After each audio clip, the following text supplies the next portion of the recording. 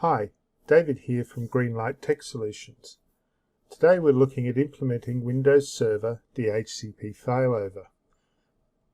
DHCP Failover was introduced with Server 2012 and is available in 2012, 2016 and 2019 versions of Microsoft Server. So we're going to go through an introduction to DHCP Failover. We're then going to have a look at a demonstration on how to deploy DHCP Failover and then how to replicate the scopes. In DHCP Failover we're going to look at what is DHCP Failover, DHCP Failover relationships, the failover modes available to you, the failover settings available, and also we're going to have a look, as I mentioned, at a demonstration on how we go through that. What is DHCP Failover? We're going to look at the benefits and also some of the shared components. DHCP Failover provides you with the ability to give redundancy in your environment for DHCP scopes. You can either connect a single DHCP server to another DHCP server. You can connect a DHCP server to a clustered DHCP system, two clustered DHCP systems. It also provides you with load balancing. The components that are shared in DHCP Failover are IP addresses, the IP address exclusion ranges, the leases, the reservations, the options, and also the DHCP policies. DHCP Failover relationships is very important. So here are some of the rules related to these relationships. The DHCP relationship settings used by two DHCP servers to share one or more failover enabled scopes, and we'll be looking at those settings soon. A single failover relationship can be associated to multiple DHCP scopes. If you add a new scope to a DHCP server with failover enabled, you do not need to create a new failover relationship every time you do this, unless a new DHCP server will be used as the failover partner or a new set of failover settings are required. Microsoft recommend reusing these failover relationships whenever possible. So in our demonstration we'll be looking at DHCP failover relationships and how to create them. Some of the characteristics. Now there are multiple characteristics of a failover relationship. They're too numerous to list here. I will be providing links to documentation in the description of this video, and it will provide you with all of the in-depth information that you require. A single DHCP server can have no more than 31 failover relationships. We can have multiple failover relationships between the same two DHCP servers. Failover relationships can exist between two DHCP servers, as I mentioned, a single DHCP server and a clustered DHCP system, or between two DHCP clusters. Most importantly, failover relationships do not support IP version 6. They only work with IP version 4. There are two modes available when you create a relationship. One is a hot standby mode and the other is load balance. So in hot standby, it provides redundancy for the DHCP service. Typically this is used when you have sites geographically separated. So you may have a site in Melbourne and a site in Sydney, and you may set up the primary DHCP server site for Melbourne, and you may have a redundant DHCP service in Sydney for Melbourne as well, and vice versa. You may do the same for Sydney and the redundancy in Melbourne. The load balance mode is typically used in a single site. It is the most common form of DHCP failover, and it allocates DHCP client leases across two servers. Typically, both servers will share 50% each of the leases. What we're going to do now is I will run you through a demonstration. In this demonstration, we'll be looking at how to create a DHCP failover relationship. We'll discuss all of the available options that can be configured. We're going to look at how you can view your DHCP failover relationships, how you can edit them, and finally how you can delete them. So this demonstration is going to look at the creation of a failover relationship. During the demonstration, we will create a failover relationship. We will create a load balanced failover relationship, and then we will have a look at a hot standby failover relationship. We'll discuss the options that can be configured when we are creating either a load balanced or a hot standby failover relationship. We will view the relationship, we will look at how we edit it, and also we will look at how we delete the relationship. To create a failover relationship, you must have two authorized DHCP servers in Active Directory running server 2012 DHCP or later. In our demonstration, one of my servers is running 2016 server and the other is 2019 server. So log on to your DHCP server, open the DHCP console, right-click on the DHCP scope to include in the failover. Or, if you wish to enable failover for all scopes within IP version 4, you can right-click on IP version 4. So, looking at our screen here, we're looking at, I have two scopes, one for hot standby and I've called one load balanced. If I wanted to create failover for all scopes, I can right-click on IP version 4 and you can see here that I can configure failover. Alternatively, I can right-click on either one of my scopes and I can configure failover for either one of them. To create this, we're going to do the load balance failover first. If I right-click on the load balanced scope that I've created and I click on configure failover, it opens the configure failover wizard. We'll notice in here that it gives me the available scope, which is only the one I've clicked on. I now click on next. Under here I must now specify my partner server. If you've already created a failover relationship, you can choose to reuse any existing failover relationships.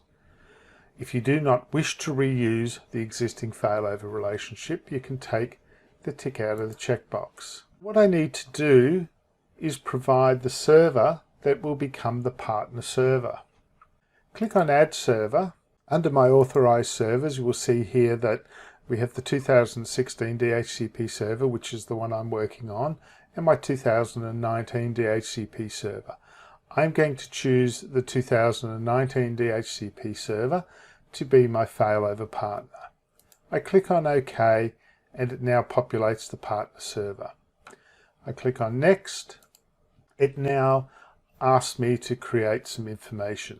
So the first thing it is wanting is the failover name. The name is up to you. You can give it whatever name you wish. It does automatically create a name, and if you look from the beginning of here, it tells me it's the 2016 DHCP server to the DHCP 2019 server. So in here I'm actually going to call this the load balance failover relationship. The client lead time, or the maximum client lead time. This is very important that you understand what this does. You can define the maximum client lead time, or it might be referred to in a lot of documentation as MCLT. It's the maximum amount of time that one server can extend a lease for a DHCP client beyond the time known by the partner server. So the maximum lead time defines the temporary lease period given by a failover partner server and determines the amount of time that a server in the failover relationship will wait in its partner down state before assuming control over the entire IP range. We're going to leave it by default here. The mode is going to be load balance. Under load balance, we're going to choose or leave the defaults as 50%.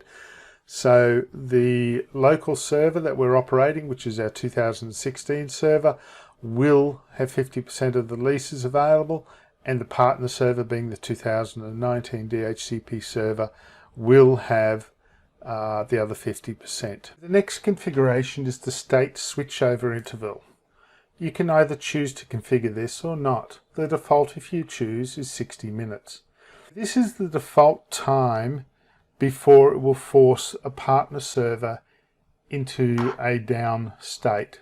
If it is in a communication interrupted, so in other words you have a network glitch where it is not communicating correctly, there's nothing actually wrong with the server, but there is a communication issue, it will go into a communication down scenario. If it stays in that communication down scenario for 60 minutes now after I have enabled this, it will switch it to a power down state, which will enable the failover to take place. I can enable authentication. Authentication utilizes a shared secret. In here, I'll enable message authentication and just put in a shared secret. Click Next.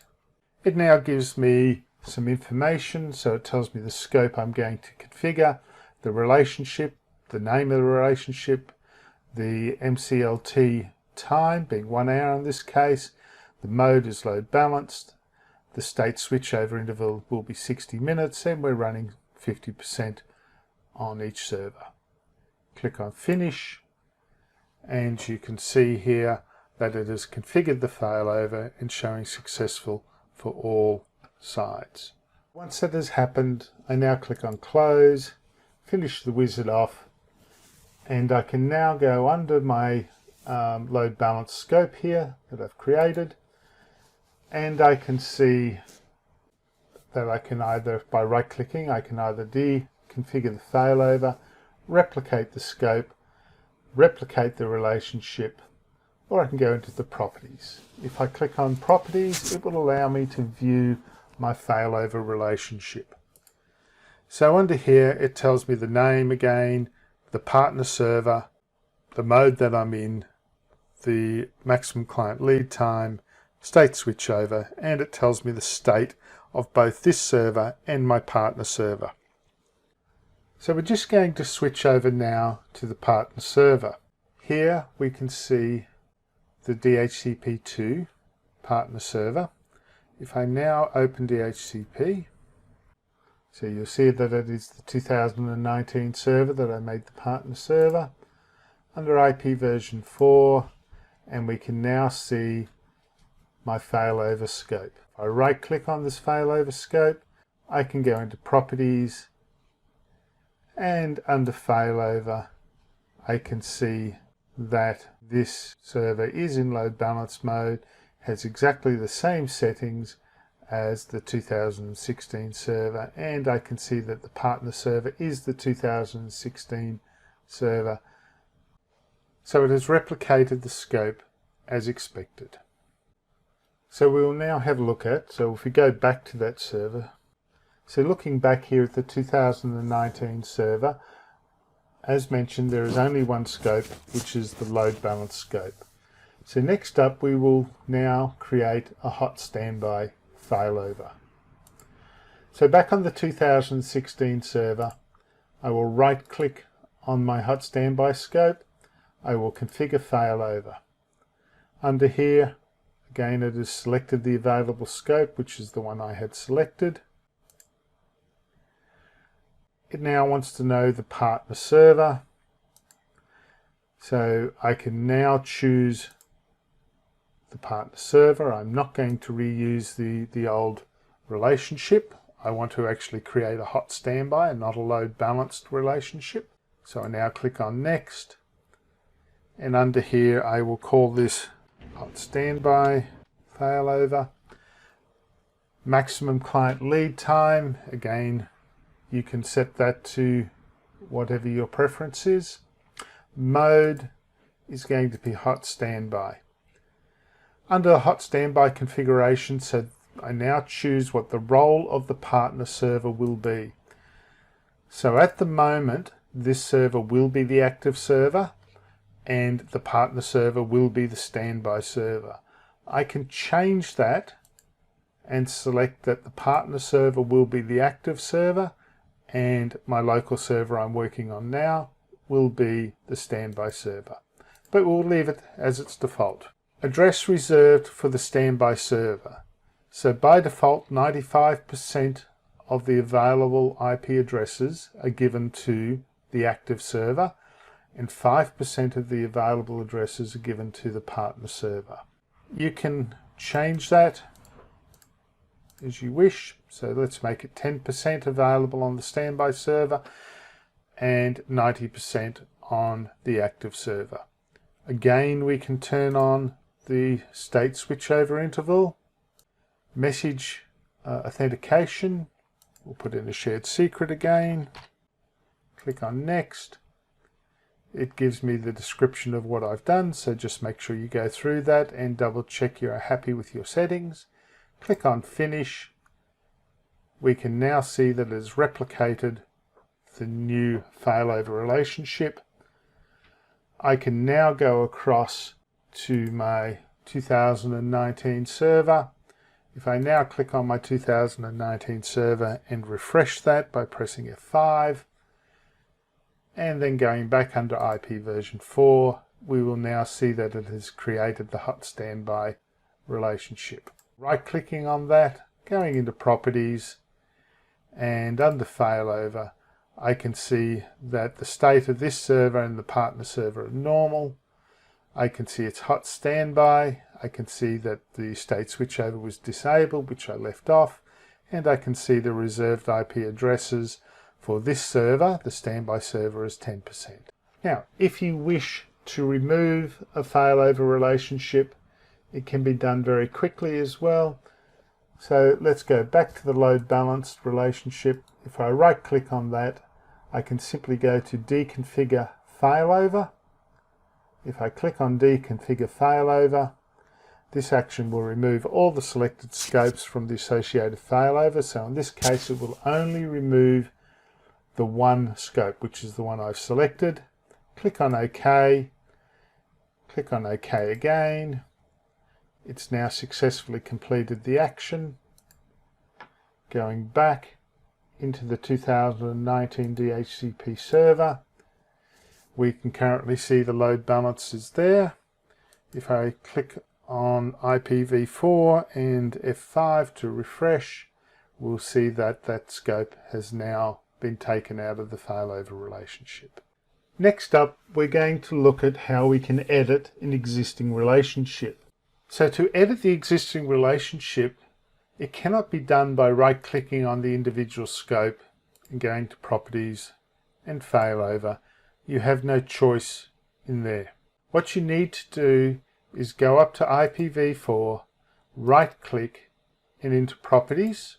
Under Failover, you will now see all of the relationships that I've created over a period of time. In this particular instance, the one I am looking at is the hot standby, as I have removed the failover relationship for load balance. So if I scroll down to the hot standby failover and I click on edit, I can see what I have set. So I can see my shared secret. I can change my shared secret if I wish to. I can reset now the state switchover interval. So let's make that 33 minutes. And let's make the client lead time 2 hours. I can change it from hot standby to load balance. I can change, if I'm leaving it in hot standby, the reserved addresses. So I'm going to change my reserved addresses back to the default of 5%. Make that 5. Click on OK. Click on OK again. If I now wish to replicate that, I can replicate that relationship or the scope. Click on OK. It is now replicated. Going back now into the 2019 server, all going well. If I right click and go to Properties and Failover, I should now see that it has changed. We're now at 5%. State switchover is 33 minutes. Maximum client lead time is now 2 hours as per the changes that I made. So that is how you edit. So remember to edit. You right mouse click on IPv4, go into Properties, go into Failover, and you must choose what you wish. Here I have relationships that I don't wish to use again. So I can now choose to delete those relationships.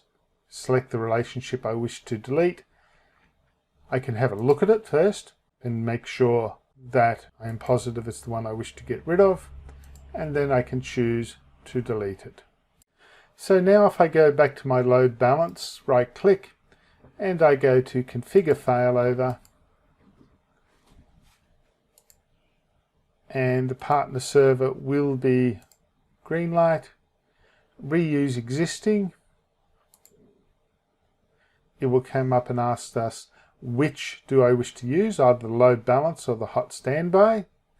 If I choose my load balance, click on next, click on finish, and now going back to our 2019 server, right click on IPv4, refresh that, and we will see the load balance failover scope has come in. So as you can see, DHCP failover is a very easy system to set up. So just having a look after our demonstration at some of the settings. So just remember, as I mentioned, the two most important settings to know here are the maximum client lead time and the state switchover interval. So as you can see, the maximum client lead time is the amount of time that one server can extend a lease for a DHCP client beyond the time known by the partner server. And the state switchover interval is after a DHCP server automatically transitions its failover partner to a partner down state after loss of communication. Most importantly, if you wish there to be automatic state transition for your DHCP failover, you must enable the state switchover interval. This is what triggers the automatic state transition. So just to recap on what we've looked at, what we covered today was the DHCP failover relationships, the options available to you for the failover relationships, how to view a DHCP failover relationship, how to edit a DHCP failover relationship, and how to delete the DHCP failover relationship. I hope you've enjoyed this video. Keep an eye out for more videos to come. I will be posting more information on various technologies. Thank you.